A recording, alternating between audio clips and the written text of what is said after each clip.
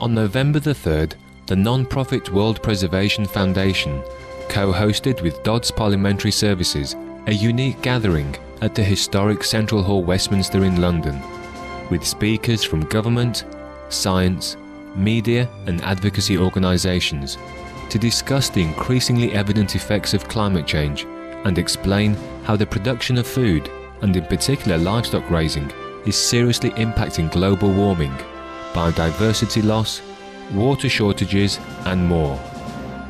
Leaders Preserving Our Future, Pace and Priorities on Climate Change was attended by experts and dignitaries such as the Duchess of Norfolk, High Commissioner for Antigua and Barbuda, Dr. Carl Roberts, Dr. Esther van der Voort, a representative from the United Nations Environment Programme, and the ambassadors of such countries as Russia, Bolivia, Nepal and others. The highlight of the afternoon was the presence of Supreme Master Ching Hai, who delivered a message via video on solving the large environmental crisis of concern in the meeting, as well as urging leaders and co-citizens alike to make courageous, earth-saving changes.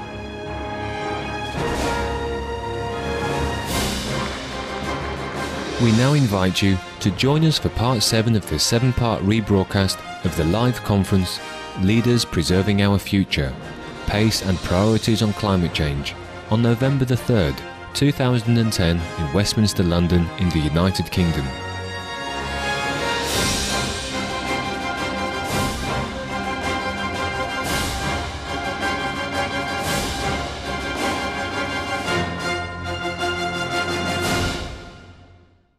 The challenge of change on a global level can be great, but the benefits do not only provide great motivation, but also to the answer to many of the crises facing us. Our next speaker, Dr. Patrick Brown, is a professor of biochemistry at the Stanford University School of Medicine in California, USA. He's received numerous awards, including the American Cancer Society's Medal of Honor, and is elected member of the United States National Academy of Sciences and its Institute of Medicine. So please put your hands together for Patrick Brown.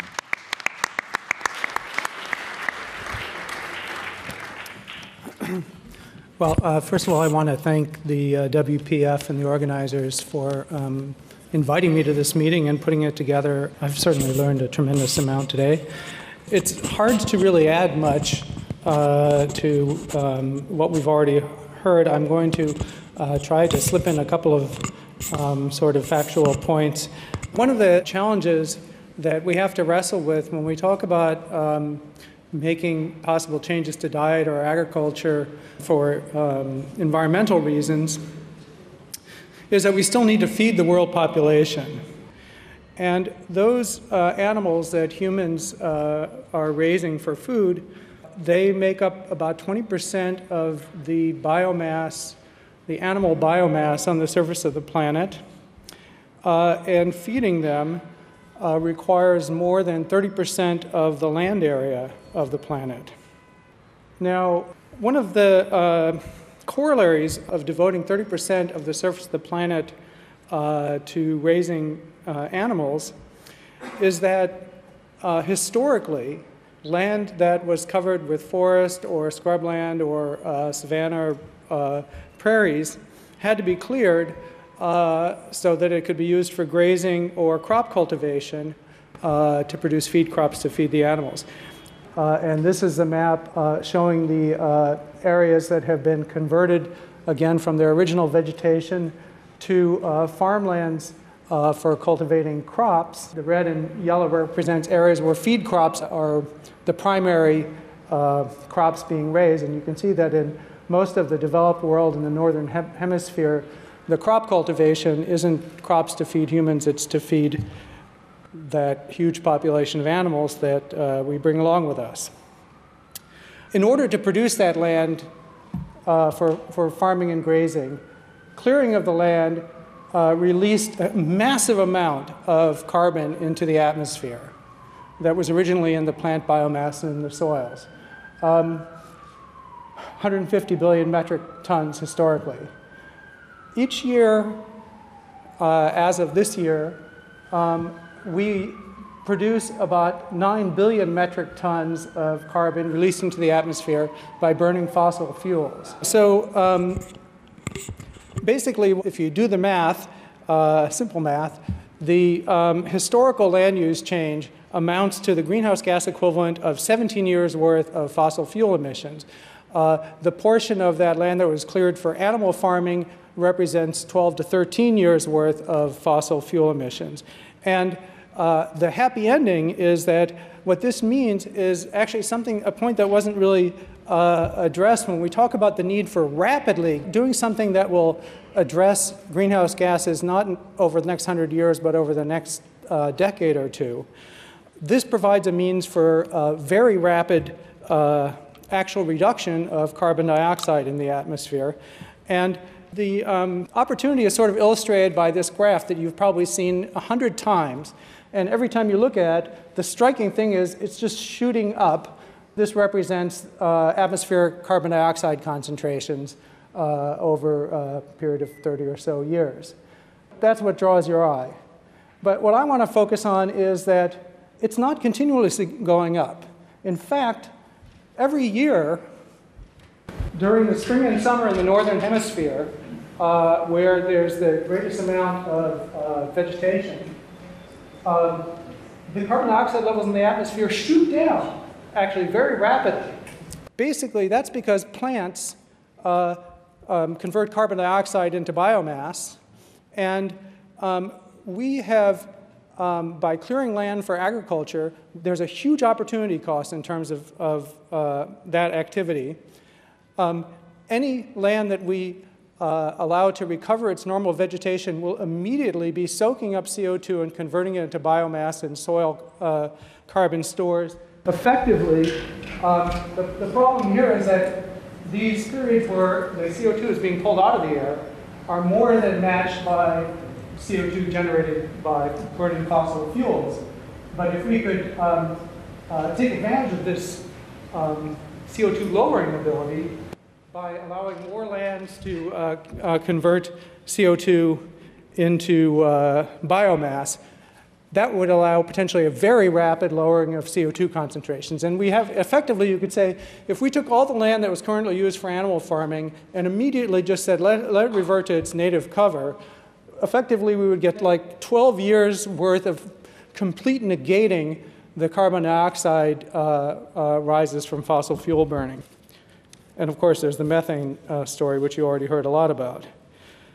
Now, when I talk about this subject with my colleagues, first question I always get is, well, even if you could imagine that happening, then you'd have the problem of producing enough protein to feed the world, and that would probably require more land to be cleared for farming. Well, that's actually nonsense. It turns out that the current world production of just 4 crops, soybeans, corn, wheat, and rice, that require less than 4% of the Earth's surface area to produce, contain more protein and calories than all human beings eat today every year, and way more protein and calories than they need to eat, but that's another story.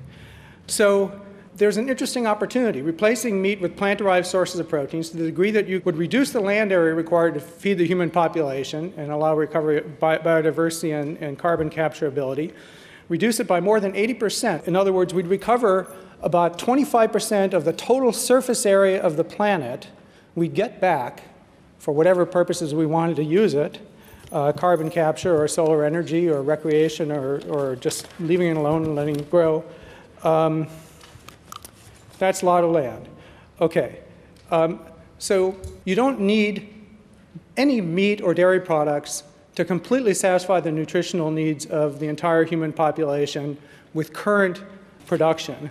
This is just last year, the American Dietetic Association, which is sort of the scientific organization studies nutrition in the US, had a position paper that stated that vegetarian diets, including vegan diets, are healthful, nutritionally adequate, may provide health benefits, and that's true for every stage of the life cycle, including pregnancy, lactation, infancy, athletes, you name it, no problem. This is actually a wonderfully researched and written paper in Climate Change last year that modeled the economics of mitigating CO2 or other greenhouse gases to reach the target stabilization pathway that's more or less internationally agreed upon, even though no one's really doing anything about it. But the point that they make is that if you eliminated all animal foods from the diet, you would save 80% of the cost of stabilizing CO2 at the level that most governments, I think including the UK, have accepted as a reasonable target. And that amounts to tens of billions of dollars saved for the global economy. So you're actually talking about something that is a pocketbook issue for your constituents. Is it realistic? You already heard a reference to the kind of historical model of tobacco smoking. Basically, what happened about 50 years ago was slowly society, including the political powers that be, accepted that smoking actually had a net deleterious effect on the welfare of their societies and decided to take a variety of strategic actions to reduce smoking, the most effective of which I think pretty much everyone agrees are increasing the cost of it by raising taxes and making it harder to do by restricting places where you can smoke and so forth. But at any rate, the effect has been to take something that actually I think has a lot of parallels to meat eating. Namely, it's a completely unnecessary, but for many people very pleasurable habit that people are reluctant to give up. And another parallel is it's supported by a very powerful industry with very powerful lobbies, and probably in the British Parliament, certainly in the US Congress, that will do just about anything to try to prevent change. Nevertheless, it worked. Basically, I think that plant-based foods are more than an order of magnitude cheaper to produce nutritionally equivalent products than meat. It would be relatively easy to make it more economically advantageous for people to change their diets. And the last thing I want to mention is sort of another little economics thing, which is that one of the most price-sensitive purchases that consumers make is purchases of meat, meaning that I think raising the price would have a real incentive effect for people's diets and for industries to develop, to provide alternative foods that people could afford.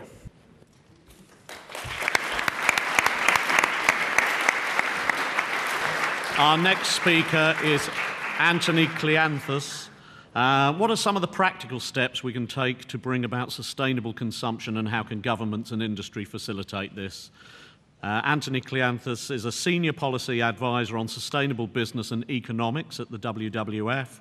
He is founder of the sustainability consultancy Here Tomorrow and a registered advisor to the UK government's Foreign and Commonwealth Office. Please put your hands together.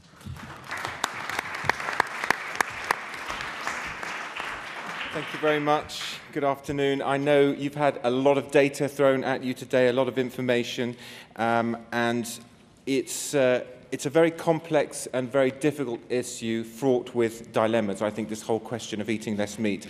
And as a meat lover myself, I do recognise that it's a very hard thing to countenance, this idea that we all need to change our diets, but we do. It's very important that we eat less meat. And I'm going to begin with just a couple of charts going right back up to the top and explaining why we need to take a systemic view on this, not just to look at the way that we produce what we consume, but to ask ourselves, are we consuming the right things, and are we handling the things that we consume in the right kind of way, and what do we need to do to change? So I'll move on to talk a little bit about what the impacts of foods consumption are, if you haven't heard enough of that already. And finally, to talk about some of the responses and priorities that I believe we as a society should be placing, and what we can expect from our politicians. I think the problem here is that our consumption of food, of fossil fuels, of many of the things that we consider essential for daily life is actually eating up our own planet. If this room were full of bankers, I'd be talking about principles and loans, and everybody has savings. What we are doing is we are spending our savings. We are not living off the interest that those savings accrue. And if you look at this chart here, WWF produces every year something called the Living Planet Report, and there are two really key charts in there. The first one shows our global ecological footprint. So this is a measure, if you divided up everything that we consume and allocated a parcel of land to it, how much land or other resources like atmosphere would be required. And that little dotted line that you see running along the middle there, that represents 1 Earth. So in 1961, we were consuming about 60% of all of the resources that the Earth can renew within a single year. Now, come the middle of September, we've already used up all of the resources that the planet can provide to us in 1 year. So we're 50% above sustainability at a planetary level. And of course, closely linked to that, we are in the midst of one of the great mass extinctions this planet has ever known. We have lost 30% of the biodiversity on this planet in just 40 years. And in the tropics, we're talking about 60% declines in biodiversity. That is completely uncountenanceable, if that's a word. I mean, that just cannot continue. If it does, we won't have anything to eat, and we won't have anything to fuel our economy. Food is one of the 3 greatest impacts on our environment. This chart shows the share of food and other areas of consumption in terms of our global ecological footprints. And housing's a big one, slightly bigger than food, according to this chart. Transport is smaller. Food is the second, some say the most demanding product, ecologically speaking, that we produce. 23% of our global ecological footprint, and by the way, about the same amount of our greenhouse gas footprint. In fact, if you look at the UK's emissions related to what we consume, not just what we produce locally, but what we import from abroad, and you take into account the land use change, clearing of forests, for example, to support the meat and other products that we eat, that figure goes up from 20% of carbon emissions to 30% of carbon emissions. And within the food chain, all the way from primary production all the way through to consumption, agriculture accounts for 40% of those impacts, which doesn't mean that we should just focus on production, by the way, because what we consume multiplies each one of those impacts. And as we've heard today, meat and dairy really are the primary concern here. They account for 60 to 80% of direct agricultural impacts, around 3/4 of all the land use change in the world. We've heard about 1 kilogram of beef taking up so much water and so much more carbon dioxide than plant-based materials. It takes up a lot more land as well because you have to spread the cows out and the other animals out. And 80% of the world's soya is consumed by animals. Now, what does this mean, practically speaking, on the ground? It means that biodiverse habitats like this, the Cerrado do Brasil, which contains 5% of the world's biodiversity, is being turned quite rapidly into landscapes that look like this. This is intensive soya production, and it is there essentially to feed our insatiable appetite for meat and for dairy products, because this grain is fed to cows, and it is fed to pigs, and it is fed to chickens. So we are responsible for taking up about 400 square meters of this land ourselves every year. This is the Cerrado as it was a few decades ago only. And this is what it looks like today. And we're still talking about 5% of the world's biodiversity. So imagine the destruction that we have wrought up until now. We have to stop that destruction. And we have to ask ourselves, are the diets that we aspire to and have become used to eating in rich industrialized nations like our own the way forward? This is a typical American family, what they consume within a week. It is absolutely loaded with processed foods and with meats. Now, I don't personally subscribe to the view that the reason poor people start eating more meat when they get rich is because they want to be like Americans or like British. I just think, it's a luxury part of every culture. When you get rich, it's a status symbol, it's something you consider very special. You eat more of it. Of course you do. And as the world gets richer, as we grow our population to 9 billion people, and as average incomes set to rise, our impact is going to rise accordingly. If we do move towards these high meat diets like we have in the West, if the whole of the world does that, we're going to need more like 3 planets to support us, rather than the 1.5 or so that we're currently eating our way through. But if we are prepared to switch to diets more like they have in Malaysia, which is much lower in processed food, in meat and in dairy products, but is still a very healthy diet, we can get ourselves back down more like to 1 planet living. We did a study recently in association with the Food Climate Research Network that actually ran scenarios looking at the different solutions, efficient use of energy, changing the way that we consume, changing production methods, changing the way we generate electricity. And we asked, to what extent could each of these scenarios lead us towards 70% reductions in carbon emissions by 2050, which is what we believe are required? And the fact is you can't lose any of them, really. You've got to do all of them. And consumption, which at the moment really is an unmentionable word across the Atlantic, if not quite so much here, we've got to start thinking about it. So where should we focus our priorities? Well, obviously, we have to eliminate waste. I mean, we waste around 40% of the food that we produce at the moment. That is ridiculous. And by the way, the spoilage of food is one of the reasons why famines occur. I also have been to Ethiopia, and I've seen what happens straight after the harvest. There is an abundance of food. The problem is that a few months down the line, without refrigeration, without decent transport to take that food to market, it's gone, and people begin to starve. We need to eliminate waste completely because we need to mimic nature, and there is no waste in nature. Secondly, we have got to reduce our meat and dairy consumption. And in particular, we need to avoid processed meats, which are much worse for the environment and much worse for health. And we need to eat locally in season fruits and vegetables, far greater proportion of those in our diets. Reducing meat and dairy consumption, particularly intensively produced, imported and processed meats. Consumers need to have the right products available to them on the supermarket shelves. They need to be responsibly produced. They need to be clearly labelled. They need to be appropriately priced. And by appropriately priced, I mean the true cost of producing these foods should be reflected in the end price. They need guidance on how to choose it, buy it, store it, cooking it. Up to half of the carbon emissions go in cooking the food.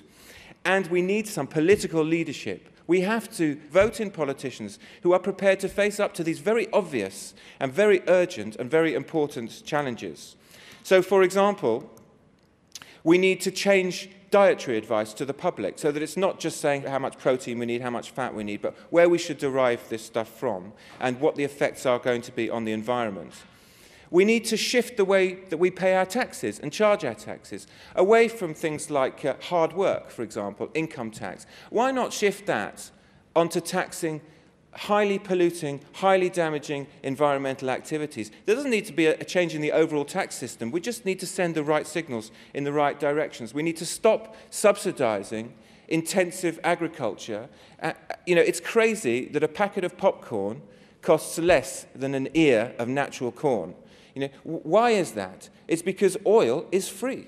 And if producing food is about turning oil into food, which is what it's become, it makes no sense just to allow people to extract oil from the ground and pollute the atmosphere without charging them for it. So we need to shift our subsidies, we need to shift taxes, we need to purchase responsibly. And finally, we need to work with the retailers and the processors all together. We have a process at WWF called Tasting the Future, where we've actually invited people from government, all but one of the big supermarkets are there, big food producers, academics, people from civil society, and we are working together to look at the systemic barriers. What's actually stopping us doing this? And why can't we even talk about it? And now we're talking about it, we're working on solutions, and I very much hope to be standing here in a year or two's time and showing you some of the results of that work. And if it does work, hopefully we can turn this back into this on an ongoing basis. Thank you very much.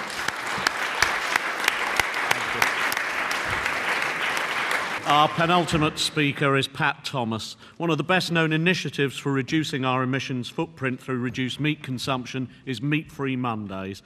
Pat Thomas is Meat-Free Mondays scientific advisor, former editor of The Ecologist. Thank you.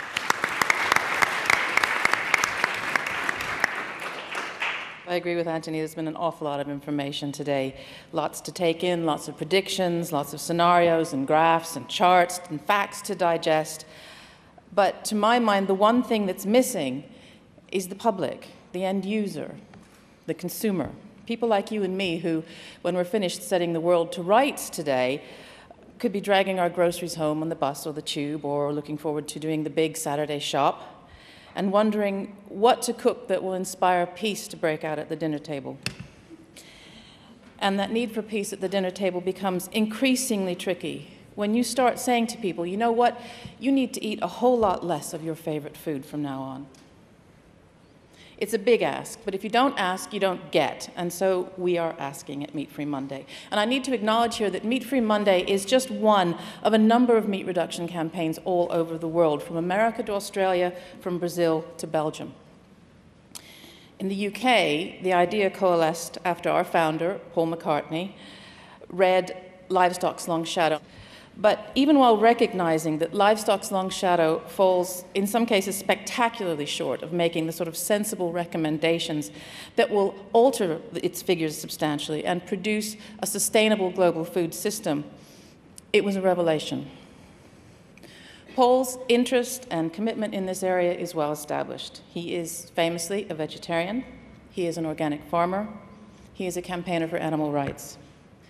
And yet what he was reading wasn't written by vegetarians or organic farmers or animal rights activists. It was written by scientists working for an international agency, people who had no real personal or ethical investment in whether or not any of us ate meat or not. He knew we had to do something, and he also knew it was not going to be an easy sell. As nations get richer, meat consumption, rather like oil consumption, is seen as a sign of progress and a sign of affluence. It's not unlike owning a big car. Eating a lot of meat sends a cultural message, the finer points of which we barely even question, that say, look how well I'm doing, look how well I can afford to feed my family. But in the last few years, a convergence of research in the fields of environment, climate change, and health has shown that being a meat guzzler is just as unsustainable as being a gas guzzler. And so 18 months ago, Meat Free Monday was born in the UK. Our strategy is simple. We provide information, but we also provide inspiration. We do not browbeat. We do not harangue. We provide support through our various media outlets. We provide amazing recipes for people to try, some of them by very well-known chefs. And in this way, changing your diet becomes as much an act of joyous kitchen experimentation and creativity as it does an act of climate activism. And perhaps most importantly, you don't need to be a vegetarian or a vegan to belong. Meat Free Monday is an inclusive campaign that encourages everyone to weigh the evidence for themselves and to do their bit. And it's working. Our supporter base is growing daily. Our Facebook site is a lively community for sharing thoughts, support, and recipes. We've even taken the campaign to a special session at the European Parliament to make a plea for meat reduction to be taken seriously as a policy goal. At its Bavarian headquarters, sports manufacturer Puma offers its 10,000 employees an opportunity to go meat-free on Mondays. Supermarket Ocado promotes our message to its customers via its website. The Hard Rock Cafe now has a special Meat-Free Monday menu. In the US, the cities of San Francisco, Washington, D.C., and Baltimore are joining Sao Paulo in Brazil, encouraging people to go meat-free 1 day a week. And many of these people are responding to the climate imperative, but of course there are health benefits too. According to modelling carried out by the British Heart Foundation for Friends of the Earth in the UK, eating meat no more than 2 or 3 times a week would prevent 31,000 premature deaths through heart disease, 9,000 from cancer, and 5,000 from stroke in this country. Even former President Bill Clinton has publicly cut meat from his diet in order to improve his health. People who are reducing their meat consumption are making an ethical decision. They're also making a rational decision to protect the future. They are not waiting for the government to act, but this doesn't mean that government is exempt from action. Indeed, government is at risk of falling dangerously behind public opinion in this area. Research for DEFRA in 2006 found most people unwilling to reduce their consumption of meat and dairy in order to cut their environmental footprint.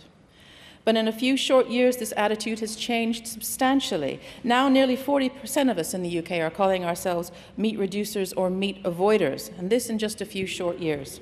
We are the ones with the simple common sense to say, if you find out that something you're doing is bad for you, stop doing it. Government must act, and government can act as a thought leader, for instance, making sense of the huge flood of data that is coming in every day, even if it doesn't like where it's leading. And it has a duty to act on that data in the same way that it has a duty to act on the data about climate change. And government must also lead by example. There is an early day motion, EDM 669, before the government at the moment, which asks for the Houses of Parliament to have one meat-free day a week. There is a great deal of work to do in this area. Ladies and gentlemen, I suggest we get started. Thank you. Thank you very much. We now have our last speaker, and we do appreciate it has been a long day with a lot of speakers, but they've all been good. There's an awful lot of food for thought in those speeches. So here is our final one. This is Wally Fry, who is the owner of Fry's Vegetarian Food Company and nominee for the 2010 Ernst & Young Entrepreneur of the World Award, which is no mean feat. So, Mr. Fry, over to you.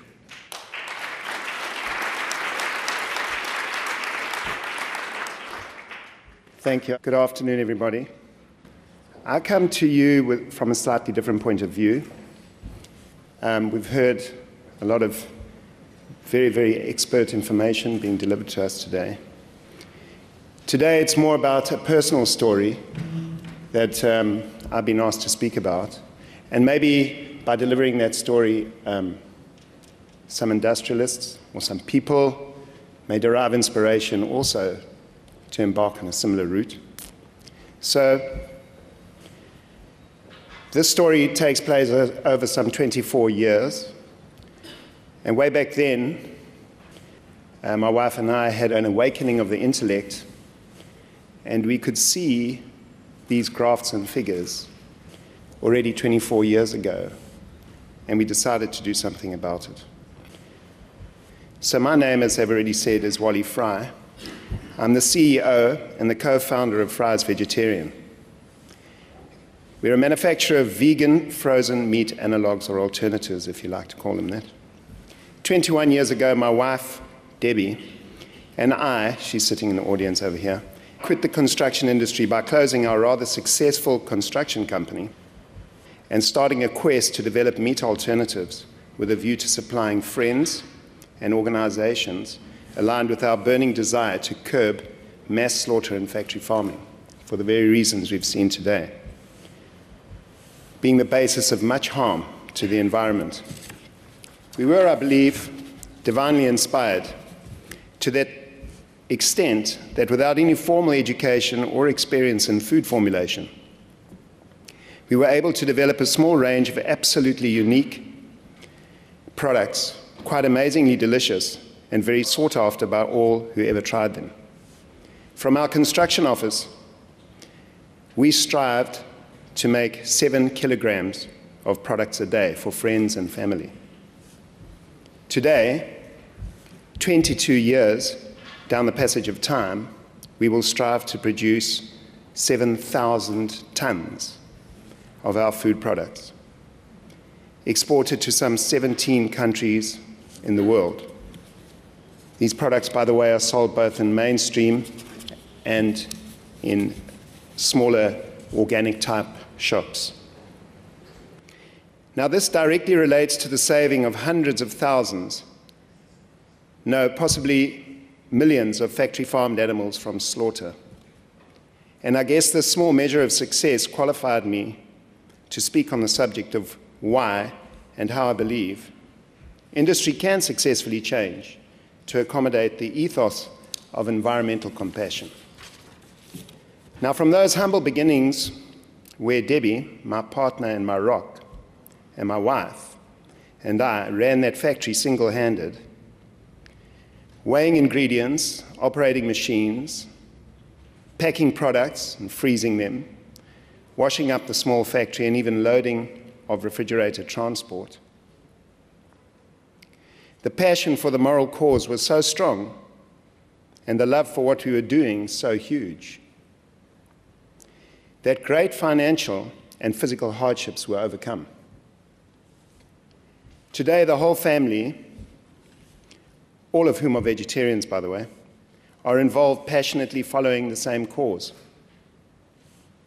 We now employ some 350 staff members, all lovingly producing 15 product lines, which are approved by the vegetarian and vegan societies of the United Kingdom.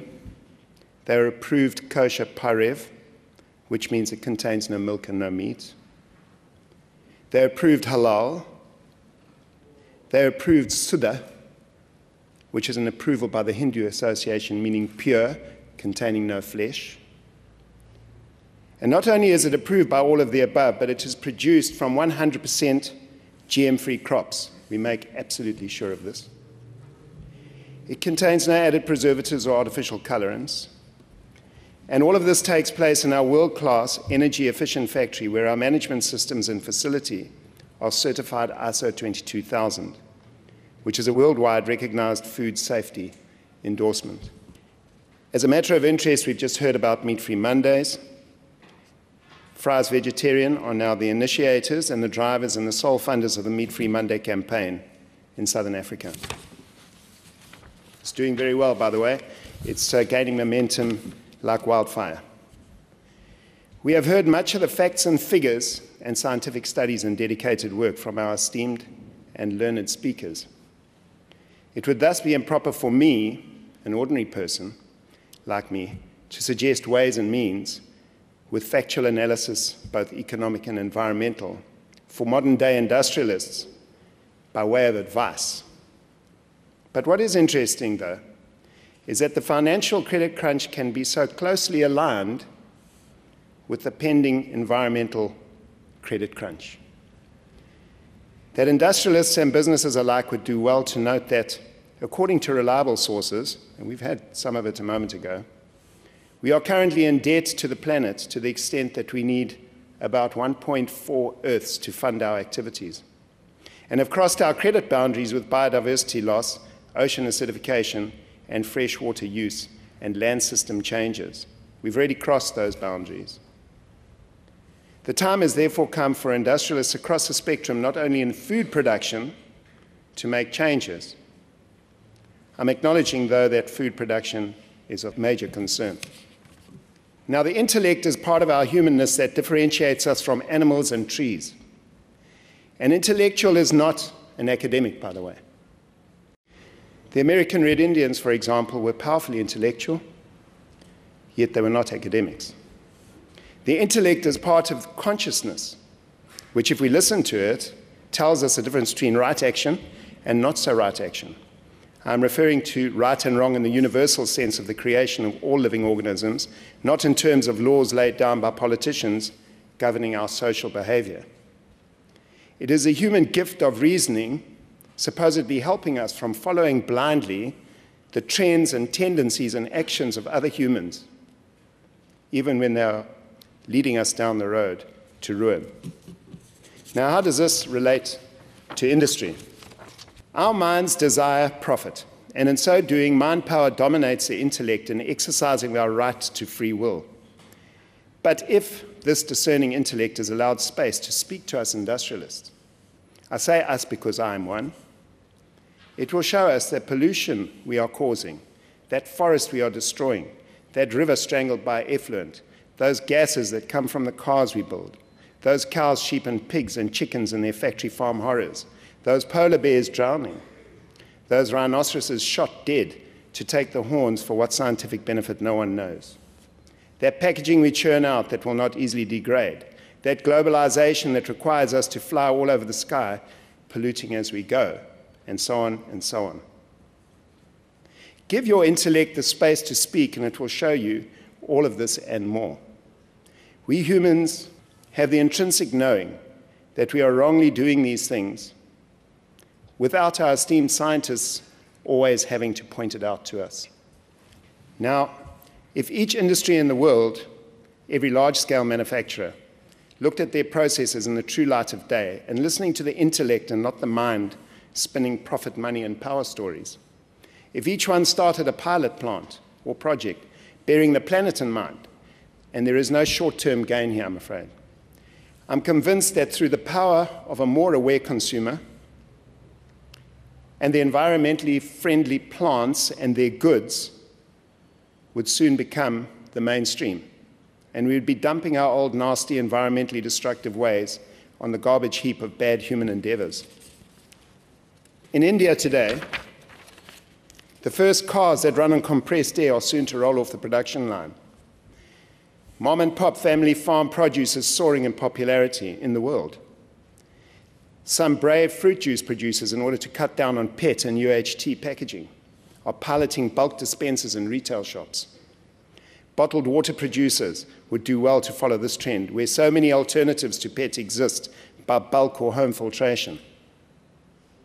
Manufacturers would do well to invest, as we are, in water recycling, thus minimizing use and never creating wastewater. Compostable packaging is now available. Food producers and manufacturers would do well to link into this new innovation. Investment by industry in solar and wind power. The removal of nasty chemicals used in the food industry to generate better profits. A new concept is like a seed planted in the warmth of your house. The seed cannot be taken straight out of that atmosphere until it is strong enough to be planted where it has to withstand the outer elements. So too with a new concept, it cannot just be pulled out like a conjurer pulls a rabbit out of a hat. It takes time to give it substance and form. It has to be tried out with the few before it can be given to the many. It takes great patience and love to do it. It takes dedication and devotion. And this process is what is taking place at this time with the new age. The new age is upon us. It is very new, and many new ideas and concepts are being born, and each one has to be tried out and understood, loved and cherished. When you are at the spearhead of the new age, you must be willing to go ahead fearlessly and try out the newest of the new. The challenges are out there and easy to start implementing when the intellect pervades the boardrooms of big business. There must and will be a realization of adapt starting now to the call of our planet, or watch as your huge colossi grind to a halt anyway. As Mother Nature calls in her dues. My call is to fellow manufacturers to feel and understand the need to know that we are all part of the same universal energy in every living thing. If we harm it, we harm ourselves. If we help it, we help ourselves. Industry can change, and it will. The only question is, do you want to be a part of that change? When the moral cause is realigned with help ever, hurt never, profits and well-being will once again flow, although maybe in a slightly different paradigm. That, by the way, is also a universal law. My plea, therefore, in closing is this. Let us awaken the intellect in industry, and by using it as our master instructor, start the environmental revolution, which will go down in history as a far greater thing than the Industrial Revolution ever was. I thank you all kindly for listening, and I humbly offer my gratitude to the World Preservation Foundation and Dods for the extreme honor bestowed upon me by asking me to speak here today. I thank you. Ladies and gentlemen, if you could put your hands together for the panel and indeed for all the speakers that we've had during the day.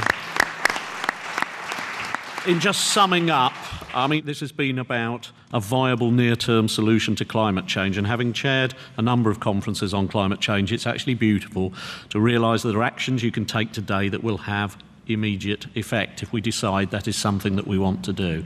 And of course it's all about us as individuals. It's our choice and our chance to do something. It's then how we communicate and how we pass that message on.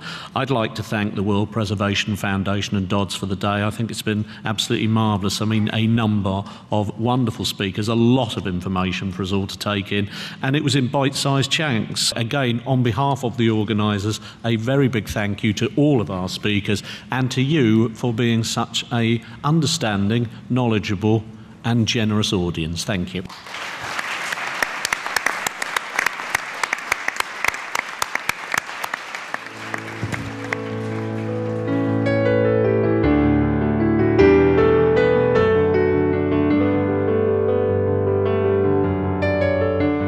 It was such a beautiful conference to attend, and a lot of facts and figures that was provided to us, and it reiterated the importance of us as individuals, as companies, as politicians, to go and look at these viable solutions, especially the most efficient way being a vegan-based diet, which has the most amount of impact. There's been many benefits. There's the physical benefits and of course the spiritual benefits that come with following a vegetarian diet. And the expanding of understanding and realizing the importance of things is quite another benefit to it too. There's many facets and aspects to it, and anybody who's become a vegetarian, over time the benefits come out more and more. It might start at the physical level, but then it grows and blooms like a flower on other levels too.